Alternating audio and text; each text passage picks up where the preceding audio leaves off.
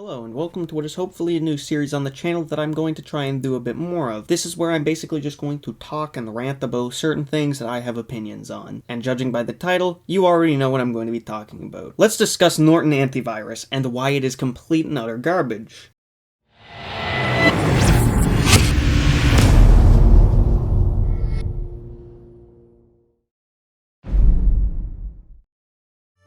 When you think of antiviruses, what's the first thing that comes to mind? It's probably, oh, my computer is now protected from viruses and things like malware and pop-ups and all those kind of things. Norton does that, but in such a shitty way that you don't know what it's actually protecting you from because it's bombarding you with pop-ups almost every 5 minutes. These pop-ups can range from you not doing a smart scan every 5 minutes and angering God somehow, to you should pay $50 extra and get some useless features that you'll probably never use. They don't typically understand what the word no means since they ask you no matter what. Even if you click do not ask me again, they'll do it an hour later as if nothing ever happened. It almost feels like the equivalent of a man robbing you on the side of the street and you just saying, nah, I'm not giving you my money. Someone who's stupid would think, I said no, he'll give up and walk away. Or it's like the police arresting this man for his crimes, giving him a 20-minute sentence, and then he just returns to you, points the gun at your back, and we repeat the process over. I understand that these comparisons are pretty ridiculous and extreme, but if you think about it, it does kind of make sense.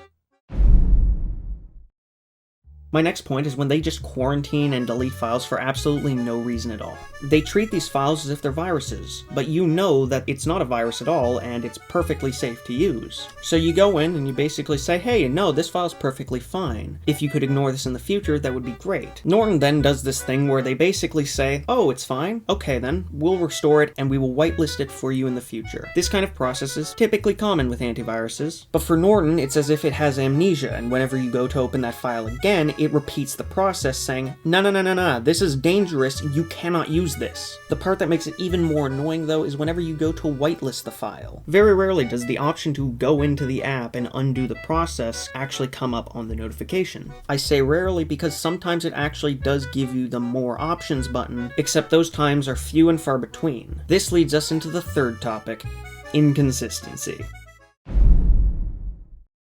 For those of you who have used Norton in the past, you may already realize it is more inconsistent than the content on this channel, as well as my schedule when I streamed on Twitch. For comparison of the inconsistency, if you look at something like McAfee Antivirus, you'll notice that it's almost similar in what it does, but it does it less frequently. As in, it gives you all these kind of pop-ups, it quarantines random files that you try to open. But when this happens, it's always in short bursts. Normally just once you start your PC, and then you're good. But with Norton, it's so constant and so random that you can't predict when it will happen next.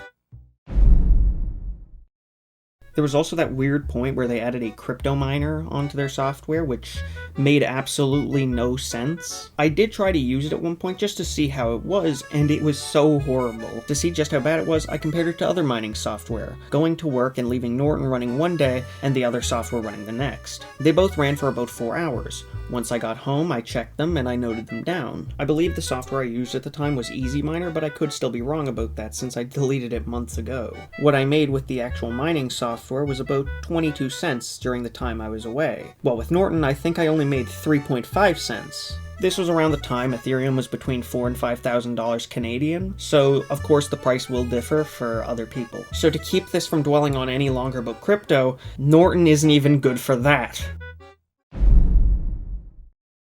In conclusion, what is Norton good for? Is it good to keep on my computer, or should I just get rid of it and find something better? For me, the answer is obviously yes, you should find something, and you could find something a lot better. There are plenty of other antivirus services, but somehow this one manages to be the lowest of the low for me. This is even comparing it to something like McAfee, which technically is considered a worse antivirus, but it somehow still manages to be better than Norton in multiple ways, like its interface, its configuration, and even its pricing when it comes down to all the extra features that Norton just pushes in your face. If you put somebody who doesn't know computers that well in front of one with Norton on it and said, can you navigate through this program for me? They'll most likely be struggling because it'll almost feel like they don't have an antivirus. They have a menu to sell them the antivirus.